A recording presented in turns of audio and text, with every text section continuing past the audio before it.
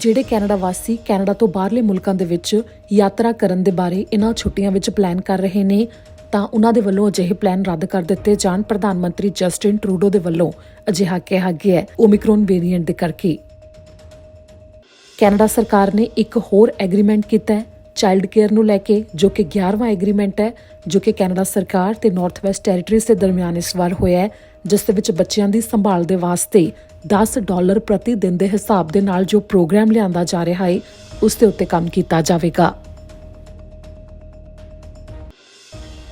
Canada ਦੇ immigration ਮੰਤਰੀ ਸ਼ੌਨ Fraser ਦੇ ਵੱਲੋਂ ਜਾਣਕਾਰੀ ਦਿੱਤੀ ਗਈ ਹੈ ਕਿ ਕੈਨੇਡਾ ਵਿੱਚ ਇੱਕ ਹੋਰ ਫਲਾਈਟ ਲੈਂਡ ਹੋਈ ਹੈ ਜਿਸ ਦੇ ਵਿੱਚ 184 ਅਫਗਾਨ ਰਿਫਿਊਜੀਆਂ ਦਾ ਸਵਾਗਤ ਕੀਤਾ ਗਿਆ ਹੈ, ਜੋ ਕਿ ਅਲਬਰਟਾ ਦੇ ਵਿੱਚ ਇਸ ਵਾਰ ਲੈਂਡ ਹੋਈ ਹੈ। ਕੈਲਗਰੀ ਤੇ ਹੋਰ ਖੇਤਰਾਂ ਵਿੱਚ ਇਹਨਾਂ ਰਿਫਿਊਜੀਆਂ ਦਾ ਸਵਾਗਤ ਕੀਤਾ ਜਾ ਰਿਹਾ ਹੈ।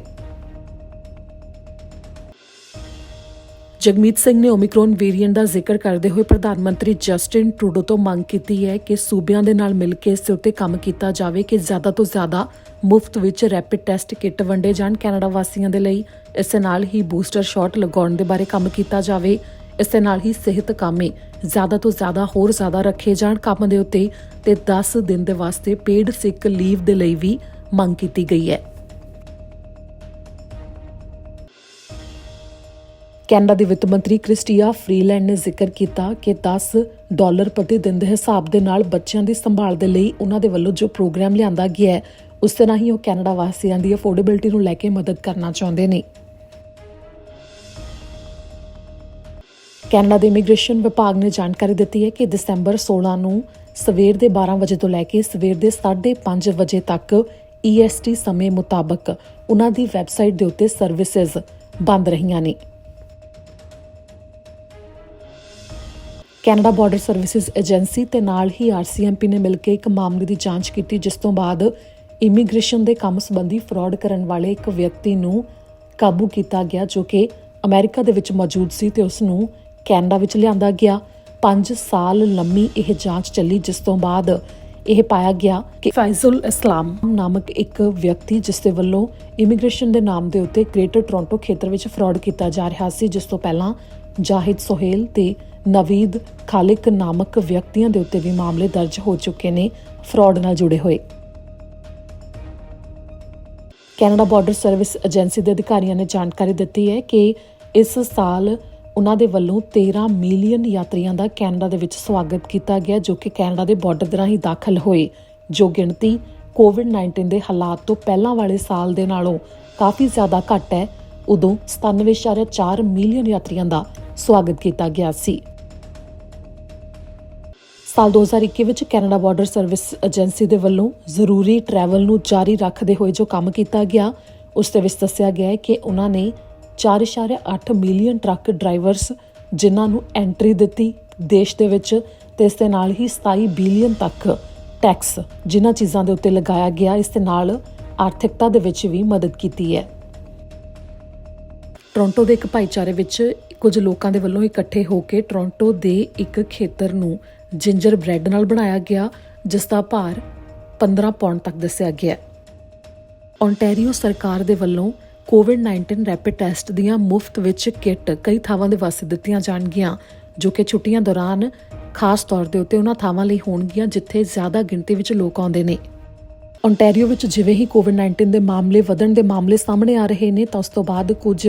ਯੂਨੀਵਰਸਿਟੀਜ਼ ਦੇ ਵੱਲੋਂ ਫੈਸਲਾ ਲੈ ਲਿਆ ਗਿਆ ਕਿ ਅਗਲੇ ਮਹੀਨੇ ਵੀ ਯੂਨੀਵਰਸਿਟੀ ਦੇ ਵਿੱਚ ਇਨ ਪਰਸਨ ਕਲਾਸਿਸ ਹਜੇ ਸ਼ੁਰੂ ਨਹੀਂ ਕੀਤੀਆਂ ਜਾਣਗੀਆਂ। CIBC ਨੈਸ਼ਨਲ ਬੈਂਕ ਦੇ ਵੱਲੋਂ ਆਪਣੇ ਕਾਮਿਆਂ ਨੂੰ ਕਹਿ ਦਿੱਤਾ ਗਿਆ ਹੈ ਕਿ ਓਮਿਕਰੋਨ ਵੇਰੀਐਂਟ ਦੇ ਕਰਕੇ ਜੋ ਚਿੰਤਾ ਵਿੱਚ ਵਾਧਾ ਹੋਇਆ ਹੈ ਉਸ ਕਰਕੇ ਕਾਮੇ ਆਪਣੇ ਘਰੋਂ ਹੀ ਕੰਮ ਕਰਨ।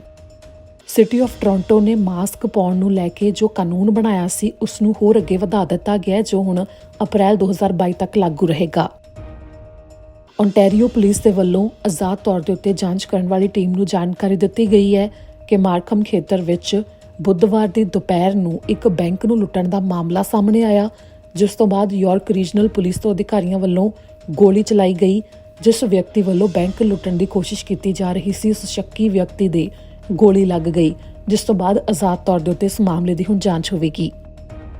ਨਿਊ ਬ੍ਰੰਸਵਿਕ ਦੀ ਸਿਹਤ ਮੰਤਰੀ ਡੋਰੋਥੀ ਸ਼ੈਫਰਡ ਦੇ ਵੱਲੋਂ ਜਾਣਕਾਰੀ ਦਿੱਤੀ ਗਈ ਹੈ ਕਿ 11 ਹੋਰ ਕੋਵਿਡ-19 ਦੇ ਓਮਿਕਰੋਨ ਵੇਰੀਐਂਟ ਦੇ ਮਾਮਲੇ ਸੂਬੇ ਵਿੱਚ ਸਾਹਮਣੇ ਆ ਗਏ ਨੇ, ਜਿਸ ਤੋਂ ਬਾਅਦ ਸੂਬੇ ਵਿੱਚ ਹੁਣ ਤੱਕ ਓਮਿਕਰੋਨ ਵੇਰੀਐਂਟ ਦੇ ਮਾਮਲਿਆਂ ਦੀ ਗਿਣਤੀ 14 ਹੋ ਗਈ ਹੈ ਤੇ ਇਸ ਦੇ ਨਾਲ ਹੀ 160 ਕੋਵਿਡ-19 ਦੇ ਨਵੇਂ ਮਾਮਲੇ ਸਾਹਮਣੇ ਆਏ। ਬੁੱਧਵਾਰ ਨੂੰ 70 ਜਣੇ ਠੀਕ ਵੀ ਹੋ ਗਏ ਨੇ, ਇਹ ਵੀ ਦੱਸਿਆ ਗਿਆ। ਸੂਬੇ ਵਿੱਚ ਇਸ ਸਮੇਂ ਕੋਵਿਡ-19 ਦੇ ਐਕਟਿਵ ਮਾਮਲੇ 1141 ਨੇ।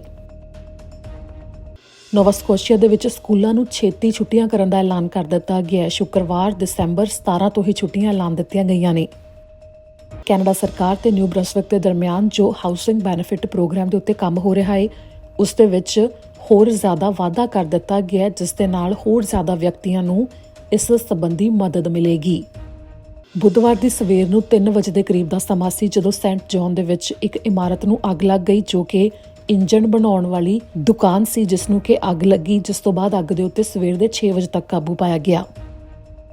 ਬ੍ਰਿਟਿਸ਼ ਕੋਲੰਬੀਆ ਦੇ ਅਧਿਕਾਰੀਆਂ ਦੇ ਵੱਲੋਂ ਐਲਾਨ ਕਰ ਦਿੱਤਾ ਗਿਆ ਕਿ ਕੋਕਾ ਹਿੱਲ ਹਾਈਵੇ ਨੂੰ ਦਸੰਬਰ 20 ਤੱਕ ਖੋਲ੍ਹ ਦਿੱਤਾ ਜਾਵੇਗਾ, ਜੋ ਕਿ ਟੀਚਾ ਮਿਥਿਆ ਗਿਆ ਸੀ ਕਿ ਕ੍ਰਿਸਮਸ ਤੋਂ ਪਹਿਲਾਂ ਖੋਲ੍ਹ ਦਿੱਤਾ ਜਾਵੇ। ਜਿਵੇਂ ਕਿ ਕੈਨੇਡਾ ਸਰਕਾਰ ਦੇ ਵੱਲੋਂ ਇਸ ਸਮੇਂ ਐਡਵਾਈਜ਼ਰੀ ਜਾਰੀ ਕੀਤੀ ਗਈ ਹੈ ਟਰੈਵਲ ਨੂੰ ਲੈ ਕੇ। ਉਸ ਤੋਂ ਬਾਅਦ ਬ੍ਰਿਟਿਸ਼ ਕੋਲੰਬੀਆ ਤੋਂ ਜੋ ਟੂਰਿਜ਼ਮ ਸੰਬੰਧੀ ਇੰਡਸਟਰੀ ਹੈ, ਉਹਨਾਂ ਦੇ ਵੱਲੋਂ ਇਸ ਸਮੇਂ ਮੰਗ ਕੀਤੀ ਜਾ ਰਹੀ ਹੈ ਕਿ ਇਸ ਦੇ ਉੱਤੇ ਹੋਰ ਜ਼ਿਆਦਾ ਵਿਸਥਾਰ ਦੇ ਵਿੱਚ ਦੱਸਿਆ ਜਾਵੇ। ਬ੍ਰਿਟਿਸ਼ ਕੋਲੰਬੀਆ ਦੇ ਵਿੱਚ ਘਰਾਂ ਦੇ ਰੇਟ ਹੋਰ ਜ਼ਿਆਦਾ ਵੱਧ ਰਹੇ ਨੇ, ਜਿਸ ਨੂੰ ਲੈ ਕੇ ਚਿੰਤਾ ਦਾ ਪ੍ਰਗਟਾਵਾ ਕੀਤਾ ਜਾ ਰਿਹਾ ਹੈ। ਜਿਸ ਤੋਂ ਬਾਅਦ ਇਹ ਵੀ ਸਾਹਮਣੇ ਆ ਰਿਹਾ ਹੈ ਕਿ ਮਾਹਰਾਂ ਵੱਲੋਂ ਰਿਪੋਰਟਸ ਜਾਰੀ ਕੀਤੀਆਂ ਗਈਆਂ ਕਿ ਜਿਨ੍ਹਾਂ ਦੇ ਵੱਲੋਂ ਪਹਿਲੀ ਵਾਰ ਘਰ ਖਰੀਦੇ ਜਾਣਗੇ, ਉਹਨਾਂ ਦੇ ਵਾਸਤੇ ਸਭ ਤੋਂ ਵੱਡੀ ਚੁਣੌਤੀ ਹੋਵੇਗੀ। ਕੁਝ ਦਿਨ ਪਹਿਲਾਂ ਜੋ ਵੈਨਕੂਵਰ ਵਿੱਚ ਇੱਕ ਪਾਰਕ ਦਾ ਧਿਆਨ ਰੱਖਣ ਵਾਲੇ 77 ਸਾਲਾ ਜਸਟਿਸ ਡੇਨੀਅਲ ਨਾਮਕ ਵਿਅਕਤੀ ਨੂੰ ਮ੍ਰਿਤਕ ਪਾਇਆ ਗਿਆ ਸੀ 10 ਦਸੰਬਰ ਦੇ ਦਿਨ, ਜੋ ਕਿ 3rd ਐਵੇਨਿਊ ਤੇ ਮੈਕਡੋਨਲਡ ਸਟਰੀਟ ਦੇ ਕੋਲ ਉਸਦੇ ਘਰ ਦੇ ਵਿੱਚ ਮ੍ਰਿਤਕ ਪਾਇਆ ਗਿਆ ਸੀ। ਉਸ ਮਾਮਲੇ ਵਿੱਚ ਪੁਲਿਸ ਨੇ ਇੱਕ ਸ਼ੱਕੀ ਦੀ ਤਸਵੀਰ ਜਾਰੀ ਕੀਤੀ ਹੈ। ਸਰੀ ਵਿੱਚ RCMP ਨੇ ਜਾਣਕਾਰੀ ਦਿੱਤੀ ਕਿ ਉਹਨਾਂ ਨੇ ਇੱਕ ਕਾਰ ਨੂੰ ਆਪਣੇ ਕਬਜ਼ੇ ਵਿੱਚ ਲੈ ਲਿਆ ਤੇ ਡਰਾਈਵਰ ਨੂੰ ਫਾਈਨ ਵੀ ਕੀਤਾ, ਜੋ ਕਿ ਸੜਕ ਦੇ ਉੱਤੇ ਬਹੁਤ ਜ਼ਿਆਦਾ ਰਫ਼ਤਾਰ ਨਾਲ ਗੱਡੀ ਚਲਾ ਰਿਹਾ ਸੀ, ਜਿਸ ਦੀ ਰਫ਼ਤਾਰ ਕਰੀਬ 150 ਕਿਲੋਮੀਟਰ ਪ੍ਰਤੀ ਘੰਟੇ ਦੇ ਹਿਸਾਬ ਦੇ ਨਾਲ ਸੀ। ਐਲਬਰਟਾ ਦੇ ਵਿੱਚ ਰਹਿਣ ਵਾਲਾ ਇਹ ਜੋੜਾ, ਜੋ ਕਿ ਕੈਨੇਡਾ ਵਾਈਡ ਵਾਰੰਟ ਇਸ ਖਿਲਾਫ ਜਾਰੀ ਨੇ,